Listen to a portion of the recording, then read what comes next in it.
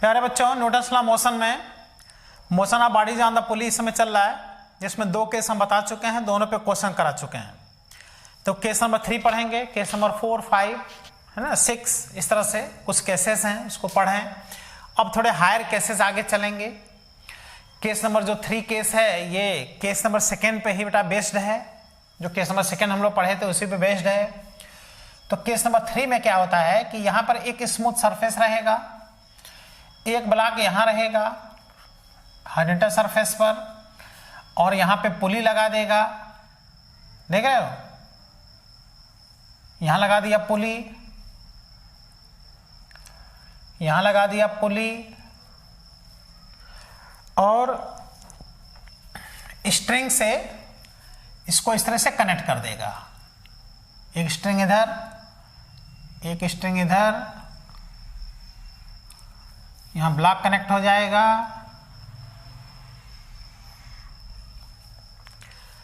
और एक ब्लॉक यहां। देख रहे हो, यानी दोनों तरफ ब्लॉक रहेंगे, दोनों तरफ ब्लॉक सस्पेंड रहेंगे, और एक ब्लॉक हॉरिजॉन्टल सरफेस पे, स्मूथ सरफेस पे रखा रहेगा। इसका जो वेट काम करेगा, इसके नॉर्मल रिएक्शन को बैलेंस करेगा। आ रहे समझ में? अब देखो, ये मास मान लो m1 है, ये मास m2 जो सस्पेंडेड है, और ये मास m3 है। तो ये मोशन कराने के लिए रिस्पॉन्सिबल नहीं रहेगा, रिस्पॉन्सिबल ये दोनों रहेंगे। अगर m1 मास ज्यादा है तो पूरा सिस्टम ऐसे चलेगा, और ये ज्यादा है तो पूरा सिस्टम ऐसे जाएगा। ठीक है? तो तुम देख रहे हो कि हम मान लें कि late m1 more than m2। अगर ये m1 m2 से ज्यादा है तो ये इधर ए एक्सेलरेशन से आने लगेगा, ये ए एक्सेलरेशन से आगे चलने लगेगा, ये ए एक्सेलरेशन से ऊपर जाने लगेगा। ठीक है? बाकी इसका वेट देखो, इसका वेट लगेगा m1g, टेंशन बनेगा T1, यही टेंशन इस ब्लॉक को इधर खींचेगा। देखो, ये टेंशन समझ लो एकदम। इतना देखो तो केस नंबर 2 है, इधर देखो तो केस नंबर 2 है। इसका वेट देखो m2g, और ये टेंशन T1 नहीं T2, ये T2 टेंशन हो जाएगा, क्योंकि इधर अलग स्ट्रिंग है, इधर अलग स्ट्रिंग है, इधर अदर ब्लॉक है, इधर अदर ब्लॉक है, और यही टेंशन बेटा इधर काम करेगा। बस इतनी सी कहानी है। अब इसमें एक्सेलरेशन पूछेगा, तीनों का एक्सेलरेशन सेम होगा, T1 T2 पूछेगा, तो इसका इक्वेशन बना लो। नीचे जा रहा है तो m1g minus T1 equal to m1a, इसका इक्वेशन बनाओ। ऊपर जा रहा है T2 minus m2g equal to m2a, ये इधर जा रहा है तो T1 minus T2 equal to m3a। तीन इक्वेशन बनेंगे, तीन इक्वेशन से 3 अननोन है, a T1 T2 सब आ जाएगा। तो कहेंगे हियर, इसका इक्वेशन बनाएंगे m1 का,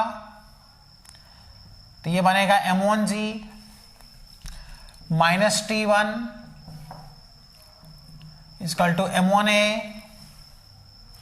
इसका इक्वेशन बनाएंगे तो ये ऊपर जा रहा है तो ये ड्राइविंग होगा, ये अपोजिंग होगा, सोच लो। तो इसका इक्वेशन होगा T2 minus m2g is equal to m2a।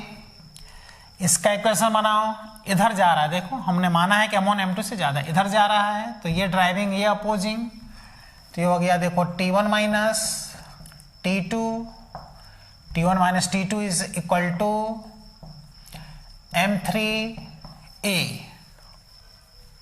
आगे समझ में? अब a पूछेगा, T1 T2 पूछेगा, तो हम लोग first equation, second equation, third equation, तीनों का अगर सम कर दें तो तीनों का जब सम करेंगे तो देखो T1 negative T1 positive cancel out, T2 positive T2 negative cancel out, हुआ कि नहीं? तो यहां से बचा m1g minus m2g, g common हो गया तो बचा m1 minus m2 into g is equal to a common हो गया, और यहां से बच गया m1 plus m2 plus m3। तो कॉमन एक्सेलरेशन, वही कहानी देख रहे हो, कॉमन एक्सेलरेशन क्या आ रहा है? दोनों सस्पेंडेड मास का डिफरेंस। देखो, याद करने का अच्छा तरीका, दोनों सस्पेंडेड मास का डिफरेंस m1 माइनस m2 अपान तीनों मास का सम m1 plus m2 plus m3 into g, ये आ गया कॉमन एसलेशन, सारे ब्लॉक का एसलेशन। अब हम a का वैल्यू रखेंगे नहीं, लेकिन a का वैल्यू तुम इसमें रख दो तो T1 आ जाएगा, a का वैल्यू इसमें रख दो तो T2 आ जाएगा। तो now we can determine T1 and T2। अब हम फाइंड नहीं करने जाएंगे क्योंकि ये तो बड़ा लेंदी जाएगा ना यहाँ फाइंड करने में, तो न्यूमेरिकल रहेगा तो हम फाइंड कर देंगे। मतलब a का वैल्यू यहाँ रख दो तो T1 आ जाएगा, a का वैल्यू यहाँ रख दो तो T2 आ जाएगा। तो हम लोग T1 T2 भी क्या कर सकते हैं, फाइंड कर सकते हैं। इस पुली पे फोर्स देखना है तो T1√2 इस पुली पे फोर्स होगा, इस पुली पे फोर्स देखना है तो T2√2 इस पुली पे फोर्स होगा। तो इतना पार्ट देखो ना, इतना केस सेकंड है, इधर का इतना केस सेकंड है, दोनों कंबाइन करके एक नया केस बन गया। ठीक है,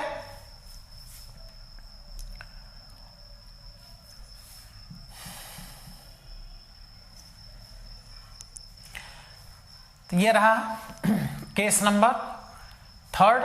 इस पर न्यूमेरिकल अगर बनता है तो सॉल्व कर सकते हो, हमने मेथड बता दिया। ठीक बेटा, अब हम लोग केस नंबर 4 पढ़ने चल रहे हैं। केस नंबर 4 में एक ब्लॉक सस्पेंड रहेगा, दूसरा ब्लॉक सस्पेंड नहीं रहेगा और हॉरिजॉन्टल सरफेस पे नहीं रहेगा, दूसरा ब्लॉक इंक्लाइंड प्लेन पर रहेगा। एक तरफ सस्पेंड रहेगा ब्लॉक और दूसरा ब्लॉक इंक्लाइंड स्मूथ प्लेन पर रहेगा।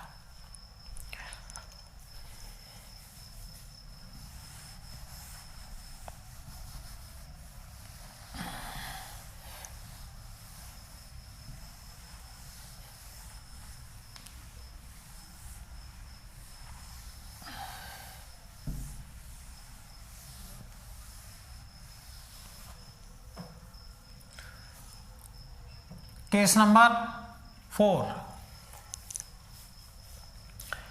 तो केस नंबर 4 इस तरह से स्मूथ इंक्लाइन प्लेन बना देगा, थीटा दे देगा और यहां पे एक पुली लगा देगा।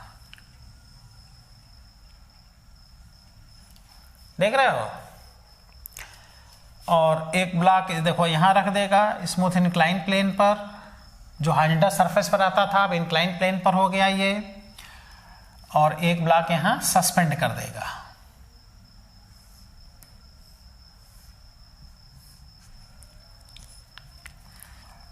यह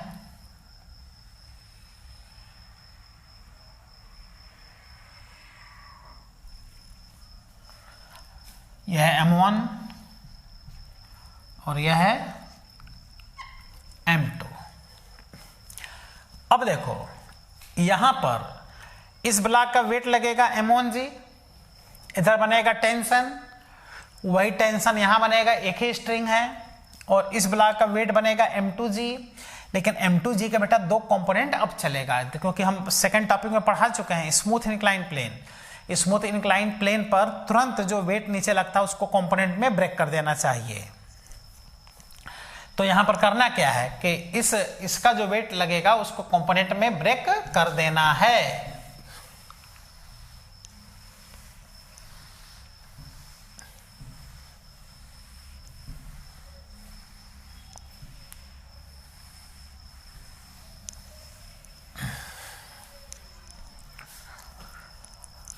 तो देखो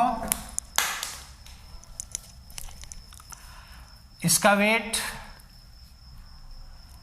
M1G, टेंशन T, वही टेंशन यहां लगेगा। इस ब्लॉक का वेट देखो M2G है समझ में। लेकिन जैसे ही इंक्लाइन प्लेन पे वेट लगता है इसको 2 पार्ट में ब्रेक कर दिया जाता है ना, देखो 2 कंपोनेंट में। ये थीटा है तो ये भी थीटा होगा, इसे बता चुका है स्मूथ इंक्लाइन प्लेन में, याद करो सेकंड टॉपिक। M2G का इधर कंपोनेंट हो जाएगा M2G cos theta, M2G cos theta normal reaction को बैलेंस करेगा, इससे कोई मतलब नहीं है। लेकिन M2G का ये कंपोनेंट cos में तो ये जाएगा साइन में, देख लो M2G cos theta, M2G sine theta. अब यहां पर M2G साइन थीटा अगर इससे ज्यादा है तो ये इधर जाएगा, और M1G अगर इससे ज्यादा है तो ये बेटा नीचे आएगा। ठीक, तो मान लें वो तो न्यूमेरिकल रहेगा तो खुदे पता चल जाएगा। Let M1G is more than M2G sine theta. ये मान लिया कि M1G M2G साइन थीटा से ज्यादा है। ये अगर ज्यादा है तो ये एसलेशन से नीचे आएगा, ये एसलेशन से ऊपर जाएगा। ठीक है, अब बनाओ ना आराम से इक्वेशन, एकदम आराम से इक्वेशन बनाओ। देखो इधर भी जा सकता था, इधर भी आ सकता है। हमने इसका वेट इससे ज्यादा माना तो ये नीचे आएगा और ये ऊपर जाएगा। न्यूमेरिकल रहेगा तो वहां से तुमको खुद समझना पड़ेगा कौन नीचे आएगा कौन ऊपर जाएगा। इक्वेशन देखो इसका बनाएंगे तो M1G माइनस टी बराबर M1A कहेंगे, क्योंकि नीचे आ रहा है तो ये ड्राइविंग होगा, ये अपोजिंग होगा, ये मोशन कराएगा, ये अपोज करेगा। तो M1 ब्लॉक का equation M1G minus T is equal to M1A। इसका इक्वेशन बनाओगे बेटा तो ये ऊपर जा रहा है, तो ड्राइविंग में से ये माइनस अब होगा, तो M2 ब्लॉक का equation T minus M2G sine theta बराबर M2A हो गया सेकंड इक्वेशन। तुरंत फर्स्ट और सेकंड इक्वेशन का सम कर दो, T से T कट गया, इन दोनों में G कॉमन हो गया, सोच लो, तो बचा M1 minus M2 sine theta equal to A common M1 plus M2। तो यहां से A आ गया, M1 minus M2 sine theta upon M1 plus M2 into G। ये देखो कॉमन एक्सेलरेशन, दोनों ब्लॉक का एक्सेलरेशन ये आ गया कॉमन एक्सेलरेशन। अब देखो, अब टेंशन फाइंड करना है तो तुम अगर A का वैल्यू चाहे इसमें रख दो चाहे इसमें रख दो, तो हम रख देंगे तो कितना लेंदी हो जाएगा। क्या जो था रखने का, इक्वेशन तो बन गया, मेन तो बात था इक्वेशन बनाना। अब A का वैल्यू रख दो तो टेंशन आ जाएगा, हम नहीं निकालेंगे इस समय, तुम भी ना A टेंशन फाइंड करो। जो न्यूमेरिकल तुम्हारे सामने आएगा तो इक्वेशन बना के T फाइंड कर लेना। तो now we can determine tension. अब टेंशन हम लोग फाइंड कर सकते हैं, क्योंकि जब A आ चुका है तो A का न्यूमेरिकल वैल्यू जब पता चल जाएगा तो इसमें या तो रख दो चाहे इसमें रख के टेंशन हम लोग यहां पर फाइंड कर सकते हैं बेटा। ये रहा केस नंबर 4। ठीक है, अब क्या होता है केस नंबर 5 में, यही इंक्लाइन प्लेन अब दोनों तरफ होता है, ऐसे ऐसे इंक्लाइन प्लेन होगा, यहां पुली लगा रहेगा। क्या करना है, दोनों तरफ अब कंपोनेंट लो, दोनों तरफ साइन वाला कंपोनेंट अब यूज हो जाएगा, कोई दिक्कत नहीं है। तो आओ केस नंबर 5 में उसको पढ़ लें, उसके बाद से इस पर न्यूमेरिकल क्वेश्चन करना रहेगा और केस नंबर 6 पढ़ना रहेगा। उसके बाद से टॉपिक फिनिश हो जाएगा। अगले लेक्चर में इस पर पूरा क्वेश्चन ही कराएंगे, उसके बाद से केस नंबर 6 बताएंगे। तो 5 को हमने 6 बना दिया, और डायग्राम में देखो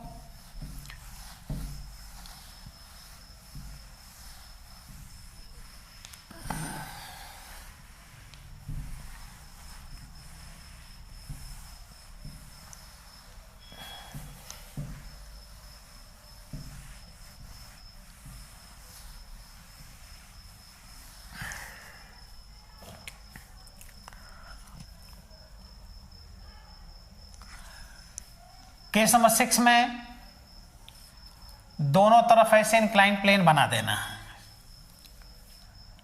दोनों तरफ। ये एंगल θ1, ये एंगल θ2, यहां पे होगा पुली,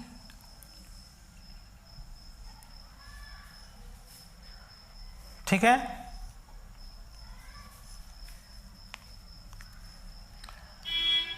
ये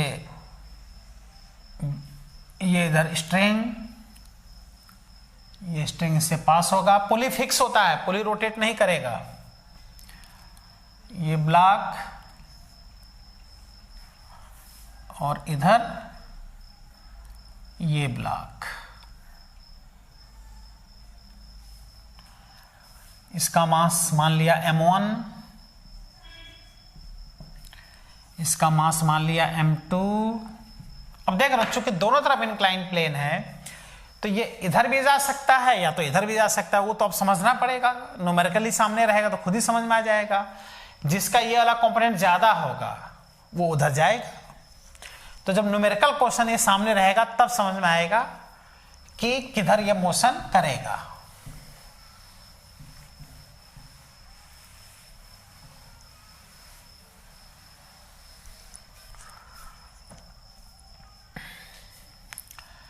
तो देखो इसका जो वेट लगेगा m1g,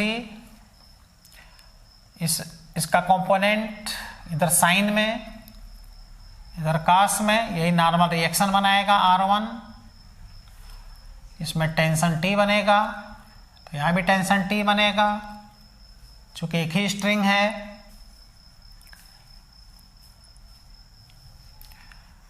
ये एंगल बनेगा θ1, तो m1g का इधर कंपोनेंट हो जाएगा m1g साइन θ1 और इधर वाला कंपोनेंट m1g cos θ1। इस कंपोनेंट का यहाँ कोई रोल नहीं है, ये नॉर्मल रिएक्शन बैलेंस करेगा। हाँ, जब ये फ्रिक्शन होगा तब नॉर्मल रिएक्शन, क्योंकि फ्रिक्शन या फिजिकल टू म्यू आर होता है ना, तब नॉर्मल रिएक्शन की आवश्यकता पड़ता है। लेकिन यहाँ पर नॉर्मल रिएक्शन की आवश्यकता नहीं है। ये हो गया m2g, तो m2g का दो कंपोनेंट, एक प्लेन के परपेंडिकुलर होगा और एक प्लेन के पैरेलल होगा। इस टाइप का कंपोनेंट हम सेकंड टॉपिक में सिखा चुके हैं। ये एंगल θ2 है, तो ये हो जाएगा m2g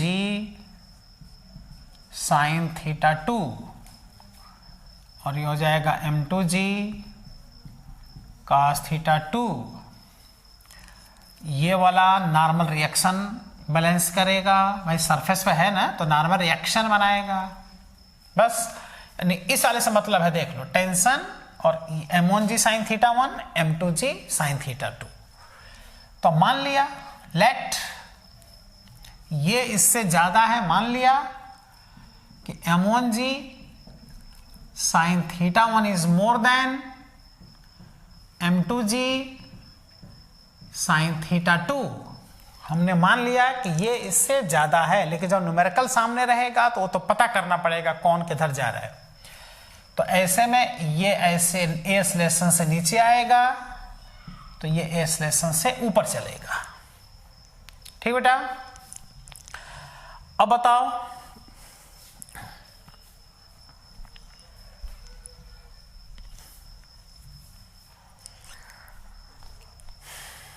इसका इक्वेशन बनाओ। ये नीचे आ रहा है तो होगा m1g sine θ1 minus t is equal to m1a। ऊपर जाएगा ये इसका इक्वेशन, तो t minus m2g sine θ2 is equal to m2a। ये हो गया सेकंड इक्वेशन।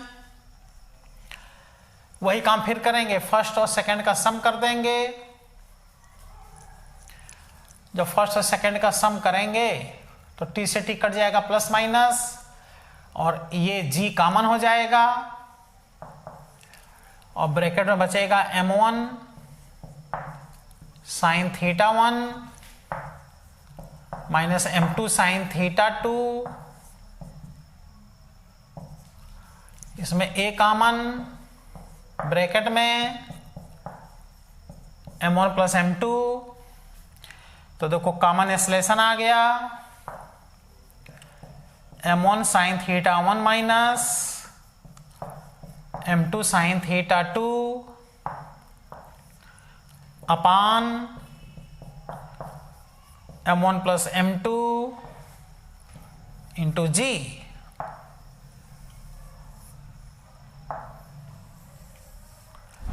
ये आ गया दोनों ब्लॉक का कॉमन